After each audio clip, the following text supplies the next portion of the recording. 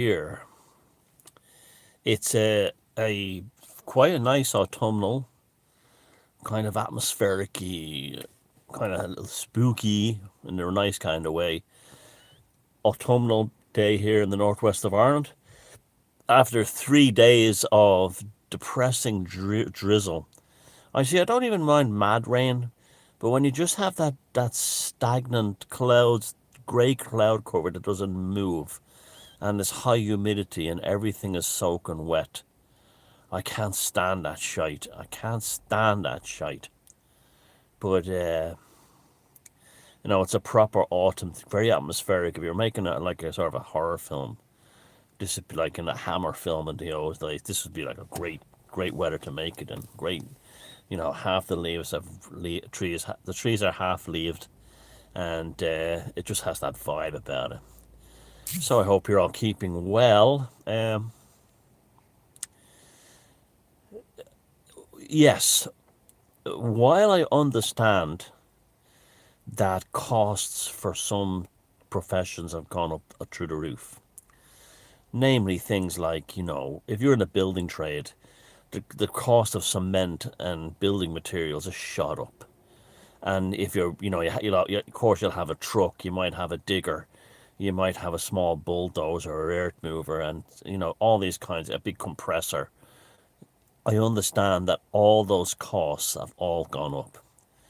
And I don't have a problem with people in those professions that are material intensive or fuel intensive jacking up their prices to deal with the increases that are going on at the moment. The basically, the Zelensky and his bitches price increases.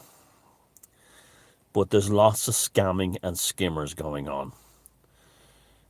Just because, say, material or fuel intensive businesses, and that's everything, like from trucking to the construction industry to lots of things, are dealing with genuine crippling cost increases. Businesses that are not getting that big, are not dealing with it, are using it as an excuse to jack up their own prices. And the effects of this fuel and general inflationary trend is not in any way affecting them to any significant degree. It's affecting them, of course, but not to a significant degree, and they're jacking up their prices just because they can. Hey, it's bad times. Everyone's suffering. We all have to put up our prices. And I'm talking about things like lawyers,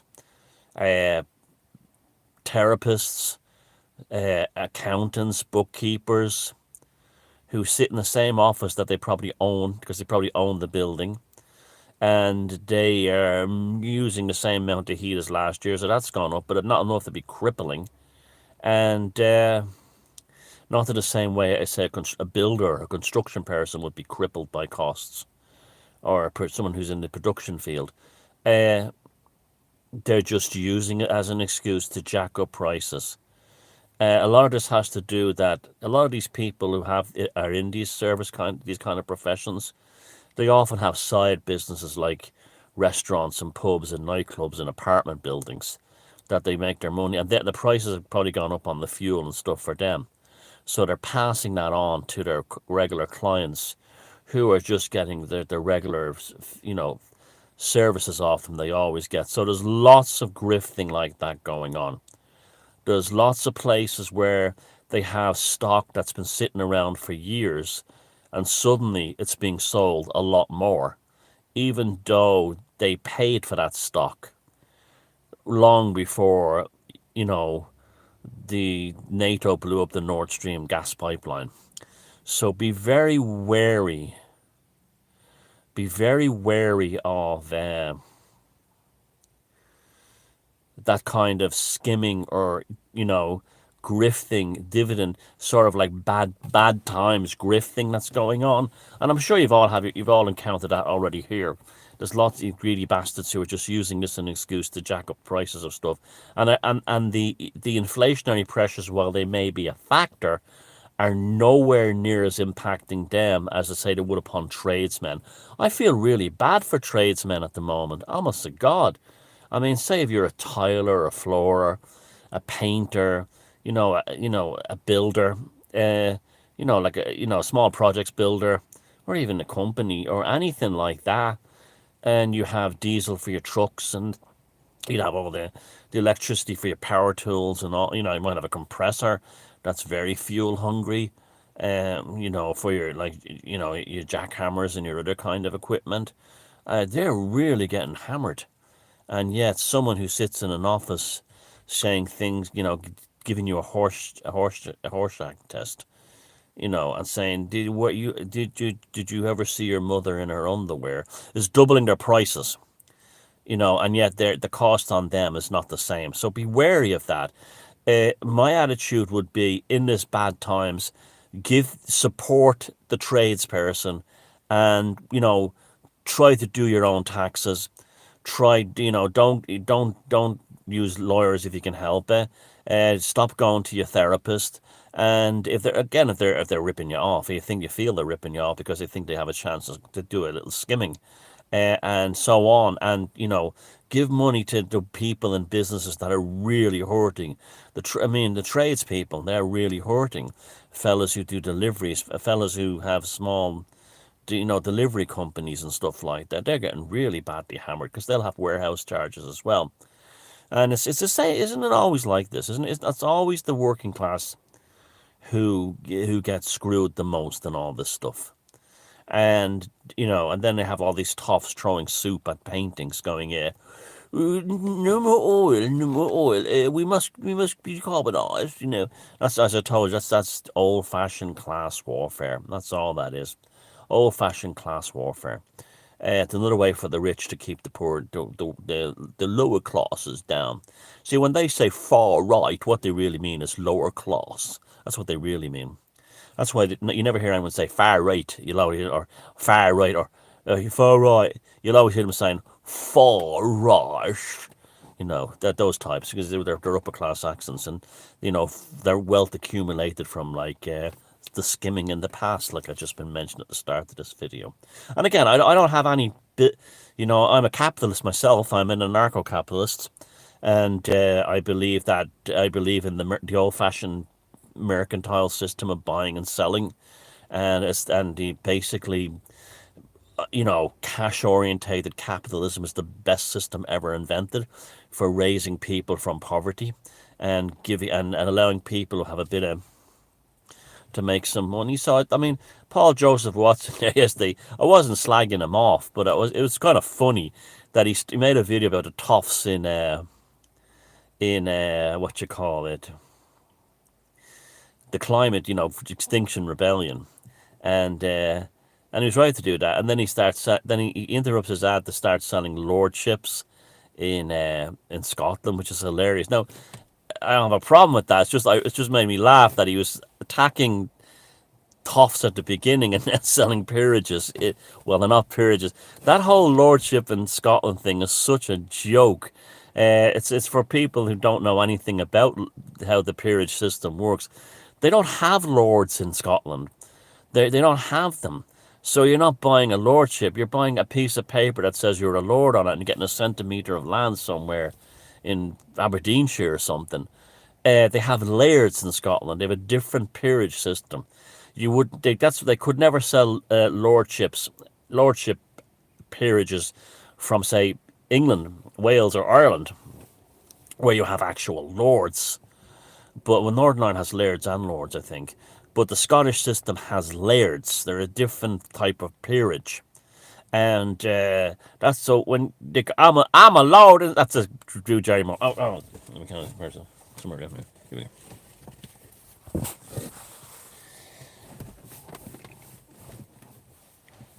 Bad Gilmore here. Christian Barnes. Undisclosed location behind enemy lines in occupied Zog territory.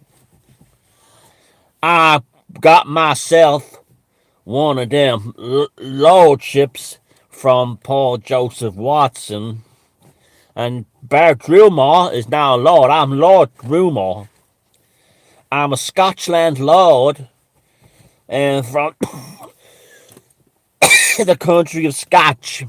And Bear Drumore has certain rights to be a Scotch lord. I don't know what they do for me here in Alabama. Oh, I shouldn't have said where I was. I don't know what they do for me here. They get me a discount on grits in Piggly Wiggly or pancakes in Waffle House. But Bar Drewmore's now a lord, so you have to call me Lord Drewmore of the Scotchland. Anyway, that's who it's aimed at, those kinds of people. And also people that do it for a bit of a laugh. There's no harm in doing it for a bit of a laugh. But yeah, so you cannot be a lord in Scotland. It doesn't exist. You could be a laird. And if you called yourself, if you tried to pretend you had a document saying you were a laird, you'd be in legal trouble. Just like if I had a document saying I was a Lord Sheridan in Ireland, I might find myself in legal trouble. Lord Sheridan, doesn't have a word. Yes, that's like be like a Lady Chattersey. All the women now are all going, "Oh, Lord Sheridan. Ooh, I could be stable girl Vanessa. Ooh, Lord Sheridan. Ooh, does thou like to romp and fraternize among the sillage?" Yeah. Anyway, yeah, it'd be like Lady Chatterley's lover. Yeah. Uh, now I'm thinking about getting one of those things. You got to laugh. You go fucking bonkers if you didn't laugh. You really would. That's why I find it amazing that people watch these truth shows that are just all depressing and all negative and all doom. I just don't get that, And it's a big lucrative thing. Someone they don't know their name, sounding like he's making a broadcast inside a public toilet. Oh, I'm being bitchy again. Let's be more bitchy. Is it just me, or do the new stamps look like they are satanic? I was looking at the satanic stamps, and they got a picture of a triangle on them, and this picture of the triangle was clearly Illuminati. Now, I don't know if this is truly satanic, but according to the Goetia and the Jewish book of mysticism called the Cabbage Allah, that it is satanic. And they have kids sending letters to Santa that are satanic because they have this triangle stamp on them. Yes, they do. You haven't got a clue who I am, what my real identity is, but you love me and you devoted to me because you are a fucking idiot. Oh, I'm being so bitchy today. Negative. Ooh, negative. I'm an extremely negative cunt when I want to be. I am what baby Jesus made me. So yeah, be careful.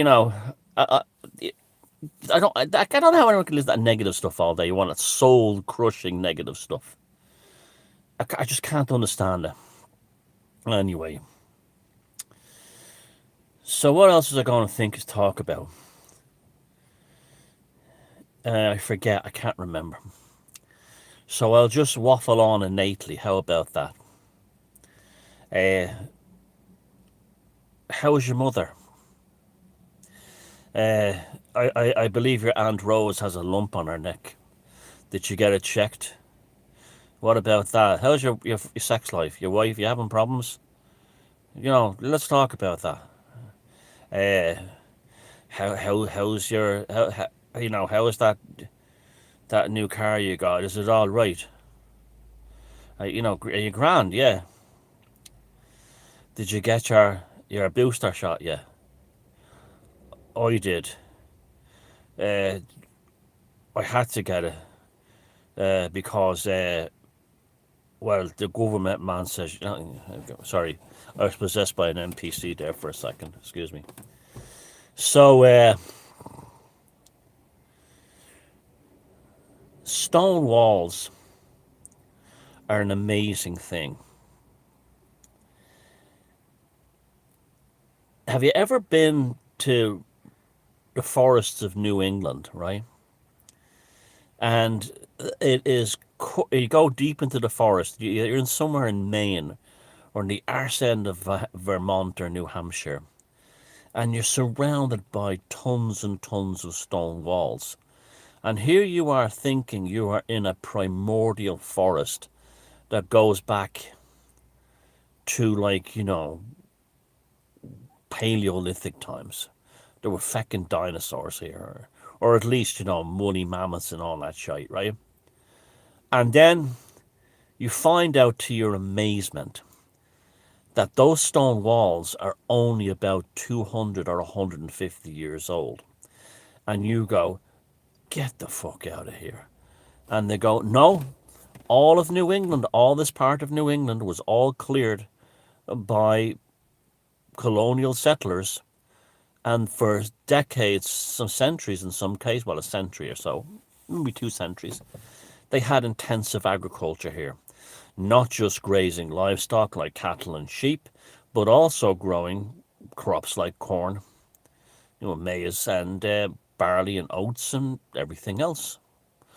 And you can't, and when did this farm here? I'm in the arse end of some forest in Maine, and then you get talking to someone and go, oh, this used to be a farm only about 100 years ago. And you're in the middle of this primordial forest that absolutely feels, looks, and you assume is ancient, teeming with wildlife. And it dawns on you that the stone walls are an indication of how these climate change, Lord and Lady Snot of Extinction Rebellion, are full of monumental shit. That even with this mass agriculture that took place in New England up until 100 years ago, and I checked, being the bastard that I am, I checked, and I went online and I found photographs of the old Boston and Maine Railroad, the old Maine Central Railroad, the Central Vermont Railway, and the Boston and Albany Railroad that ran through all these areas. And I got pictures from like the late 1890s. I found them online, and sure enough, for miles in the background of the photographs, all you can see are green pastures interlaced with the stone walls you see in Ireland or in the north of England and Scotland. And that's only about 120, 30 years ago. And if you go to those locations today and those train tracks are still there, those train tracks are going through dense forest that appears to be old growth. It's not. That's how amazingly quickly nature recovers. The power of nature is beyond awesome.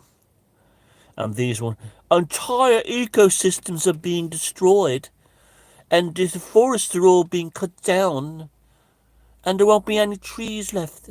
And the fucking, I was living in Bayside in Queens, and I used to walk down Bell Boulevard every day from the avenue I was on, to get the Long Island Railroad into Manhattan. And one time there was a comic book store that I used to buy comics from, at the corner, and I would buy comic books nearly every evening when I came home. I'd buy something there, and I was probably their best customer, and because they used to have a fantastic range of like proper old school comics, and loads of like really interesting stuff from second hands, very cheap and stuff. And they used to sell like horror novels and that kind of thing, paperbacks. And one day I come back home and after work, and the place is gone. It had burnt down in a fire. And I got talking to the guy. Jeff was his name, very nice chap who ran it. And he was saying, yeah, there was an electrical fire like before I came into work this morning, the place burnt down. And he was like, "Oh shit, I'm gonna miss the shop. I'm sorry you did." And he goes, I'm insured and stuff, and I'll open up another one." And so within a couple of months, so what they did, they cleared the building down to the basement, and the owner of the building or the developer or whatever didn't build on it for about a year or two, and so it was knocked down right to the basement concrete foundation. So and then a metal fence was put around it. So I'd walk around it every day, and I'd peer into the metal basement, into the concrete basement below, and say, "Ah, shit! I wish that shop was still there." Then I'm not joking. Within a matter of 6 months, there was a little forest growing down there. There was a little forest of all kinds of trees, maple, ash, whatever the American trees are, all down there. Small ones, bushes, lots of what's that one? Sumac, that very pretty bush that grows all over the U.S. northwest, northwest, northeast of the U.S. Sumac, with their green and reddy leaves.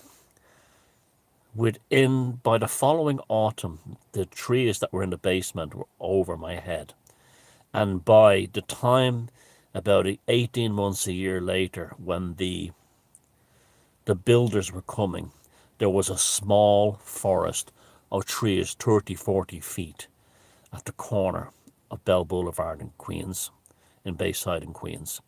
And that taught me a lesson that was like, holy shit, nature is unbelievable. Unbelievable. And these people who are like, think they can farm, like Bill Gates and all these other types, right? That land, one of the things farmers do is they're in a constant battle against weeds. When I say weeds, I mean natural growth. In Ireland, it'd be brambles, bracken, ferns, heather, blackberry bushes. It is incessant what they have to cut back. Sallies, this kind of thing. And it never stops. And I was talking to a farmer, in fact, the man that owns the land over here, and he was saying that him and his son got a grant about 5 years ago to not to use uh, industrial fertilizer, not fertilizer, the other one, the one that kills weeds, weed control chemicals, not pesticides, the other one, and they thought it was a good idea. They're not hippies or anything, but they wanted to go and see if they could do it. And the granddad was still alive, and he'd lived through World War II. And he said, "What work? What work?" He says, "The chemicals is what is the reason why we don't starve today." And honest to God, they said they gave up after 6 months, because they were literally out in the fields every day, hacking back brambles. And if they hadn't have done that, the cows and sheep would literally have like been stuck in the undergrowth after no time. The capacity for nature and that's why there's so many wild animals in Ireland now. People seeing so many dead badgers and stuff at the side of the road. There's so many birds and everything like that, particularly like birds of prey, is because of a lot of the older farmers have pulled out of the farming business, or farmers who are in regular farming, and land that they would have like had to really work from, like their family legacy, like a piece of like not very good land on the side of a mountain that just said it's not worth it anymore, and so they let it go back to nature. Where in no time it's a forest. And so if the growth rates in the northeast of America are like that, and in Ireland are like that, what the hell must they be like in tropical climates? That's why the machetes were invented. So this nonsense that that nature is dying, is only perpetuated by people who don't know anything about nature. The reason why they have their soy vegan burgers is because some farmer somewhere is in an intensive battle with the natural world in order to um, carve out a piece of arable land in order to grow his sunflower or whatever the fucking it is, soy, in order to make his burgers work. So this fella could go, nature's dying. Nature's dying, right? And this is what makes me suspicious of Bill Gates and his buying up all the land. We know the Agenda 2030 thing is all about rewilding and having us eating bugs. And you look at Holland. Holland is a country that the Dutch have literally fought the sea for. A battle against the North Sea, and they built a nation, and they built one of the most productive agriculture. No, Holland is tiny. It's about the size of the Irish province of Leinster, and it's heavily populated. And even with this small, tiny area and this heavy population, they have an incredible agricultural capacity and productivity. And it's all because of this good soil that's been pulled out of the sea. Because when you build dikes and you reclaim the sea, the same in lots of parts of England, around Somerset, around Glastonbury, all those like hills around Glastonbury were all islands. That's why the whole thing, the theories of that being the Isle of Avalon, the Glastonbury Torrens, so on, they were all islands. And among huge marshes, and sometimes huge, the sea came way inland. And that's where all those drainage canals all around, Somerset in England are all about. And if those drainage canals and the pumping stations failed, you would have probably a few million people underwater in that part of England. The same with Holland. And so you have this rewilding thing. And what's happened is, not only is it precariously dangerous, it's also to actually cut off, to actually get land that's very productive for the growing of food, and to let it grow back to brambles and everything. Yeah, I mean, I'm in favor of a lot of the kind of rewilding ideas, as long as it's like mountain, say mountain fields, like all around Ireland, because of the poverty in the past. People literally, I've seen that movie with Richard Harris, The Field, literally have to fight and scrape for a piece of arable land. Well, so that battle is very difficult, is really over now. So I don't mind like rewilding up in the Ox Mountains or some very remote areas, or land that's really poor around bogs. I've no problem with that. But when you take highly productive farmland that generations have poured labour and money into, and then Bill Gates comes along and goes, you don't have a choice, and lets it go to like brambles and stuff. This is not only a dangerous game to play in terms of food production and supply, but it's also an enormous insult to the generations of farmers who've literally extruded that land from wild nature in all its forms. But haven't we been here before? Look how they shut down all the coal mines in the north of England, even though they were full of coal. Did they give a fuck about the generations of families up there who who lived, worked, and died down in those collieries? Look at the steel mills of the American Rust Belt, Ohio, upstate New York, all the way through Michigan, Detroit, all these places into Chicago. When they closed those steel mills and started importing Chinese steel, did they show the slightest consideration for the generation of steel workers in America? And that goes on all over the world. And you hear these things, well, they can't afford that kind of production in the West. And then you see a country like Switzerland, which is a very expensive country, and they still have all their factories, and they still have there's all their heavy engineering. And yet we're told that's not possible in the West. We've been sold a scam, because they've moved production over to China, but they haven't reduced costs. They've just only increased profits. In fact, they've jacked. I know one particular industry, I'm not going to say it because I'm kind of close to these people, that moved their production from Ireland to China under the expressed agenda that they said it would reduce costs massively and we could produce higher qualities, bigger quantities, and sell them in the market at a reduced price. Well, they did nothing of the sort. When the quality of the stuff coming back out of China came back, superficially it's superb, but there's things like zinc pest and masak rot is going to be a huge factor, and things like poor soldering joints and stuff like that. They actually doubled their prices and were skimming off, then creating colossal profits.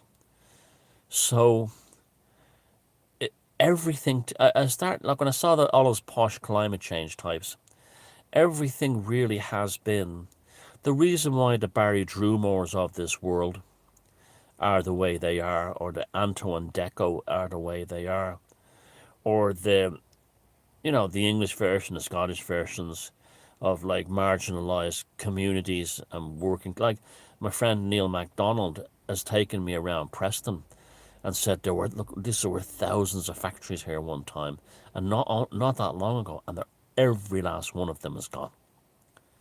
And I've seen that in Ireland. I mean, I'm not aware of any industry around here anymore. It's all gone. I'm talking about proper industry. What we have now is biotech and semiconductors and software and things like that. We don't have like real proper manufacturing. It's like part of the agenda of so-called resetting and modernization is to erase the memory of the ones who worked the land. And when I say worked the land, I mean worked in factories, worked in shipyards, worked in collieries, worked in steel mills.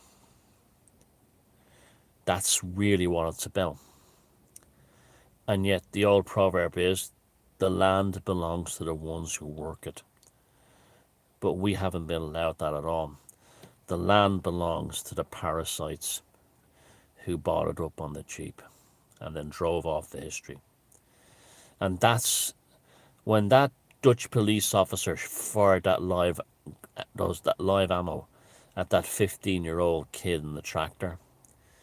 It was such a monumental act of evil, because that asshole cop and his gun represents an eternal war against the working class and against the lower class, what they would call them, and that includes like the regular middle class. That cop firing that bullet at that kid that Dutch kid in the tractor was no different than those two posh assholes with the throwing the can of soup and gluing themselves to the wall. They're all rooted in the same agenda of the annihilation of the folk. Sanguine gnosis.